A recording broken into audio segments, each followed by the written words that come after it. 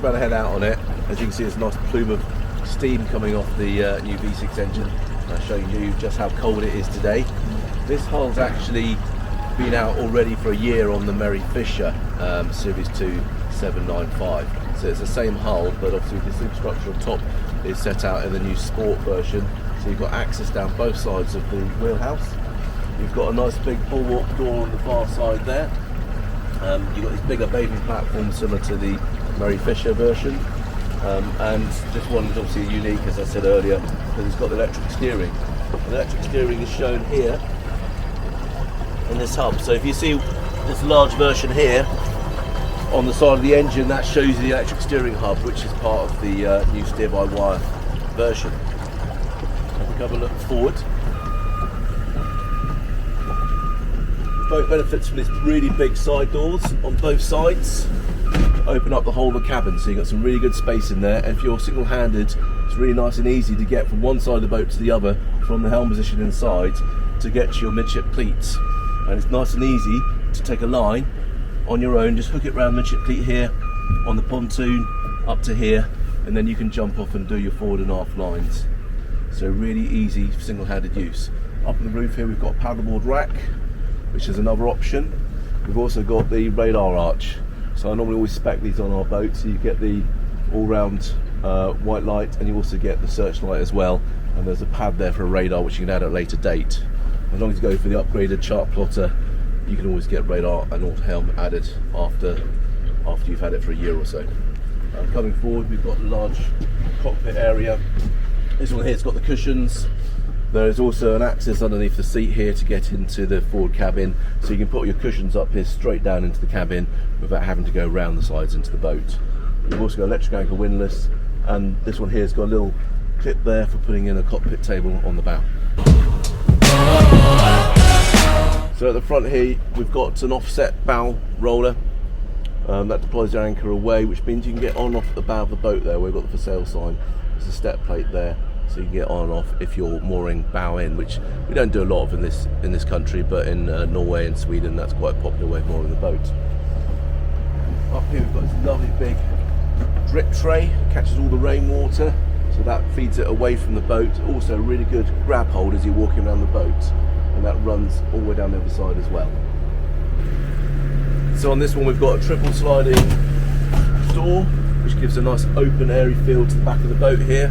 There's also an option of a second chart plotter up here for fishing, and on this one here we have this rear seat here as well, which you can unscrew and move into the position here, and then bring the folding rear seat down to make a large sunbathing pad out the back.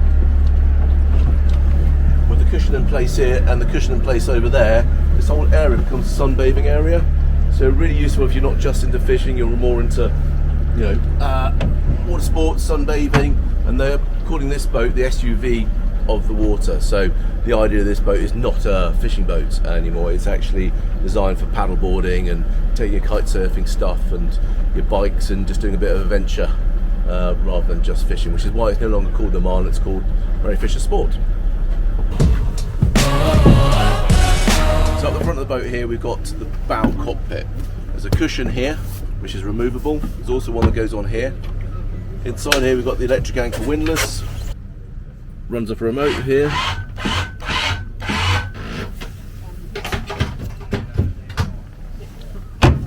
The bow table slides in here and sits up here nicely, so you can sit around the front area. If the kids are annoying you, you can send them down the back. And then under here we've got a forward hatch. You lift this up, there's access to the forward cabin, so you can put your cushions in here or pass them up from down below. So nice and easy for access. There's also an opening porthole here, which allows air and ventilation into the forward berth. And like on all these boats now, you've got nice and large drinks holders. And so at the back here on the starboard side we've got a large bulwark door, which allows you access out the side of the boat. Nice and handy when you're up against a fuel pontoon if it's a slightly higher setting, or if you're trying to access the boat from just the side or from a pontoon. So inside we've got a 12 volt fridge, This one's got the extra bolster seat at the back here, giving you 3 seats that all spin around this area here. And if we look up above, we've got a drop down table that comes down and creates a nice social area in the bottom here. And we undo that, it comes down here like this. There we are, and we can see all the seats to spin around here. There's also a sink with fresh water here for doing a bit of washing up.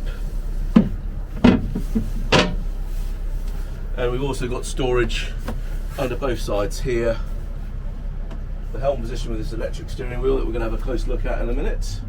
Room here for a 12-inch chart plotter. We've got the bow thruster here. Down below here we have got the double berth. There's an infill section to fill in here. It's full of cushions at the moment because we're out on sea trials. And in there is the heads with a Jabsco toilet, opening porthole, and you can see the holding tank gauge down there as well. So all the grey water goes into a holding tank, so you can stop it going out to sea.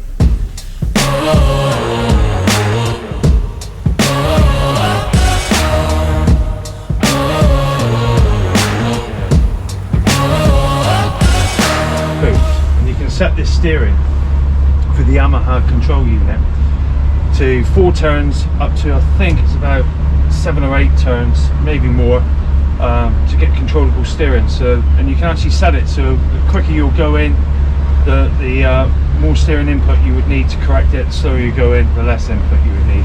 So I'm just getting a bit of wake.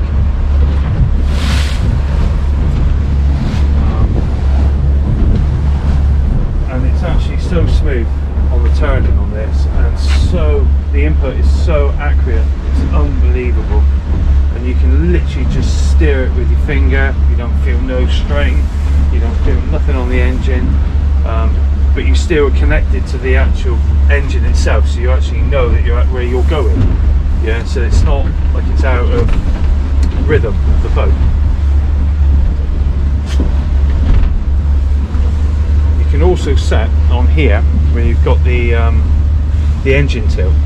So when you can trim the engine, you can actually set this as well at certain speeds to trim the engine itself. So, and it'd be all on these gauges here, so you'll be able to set the trim assist, and that will give you the optimum trim setting for this, for the RPM that you're doing, not the speed. It's all set on the RPM of the engine, which is the most sensible way to do it.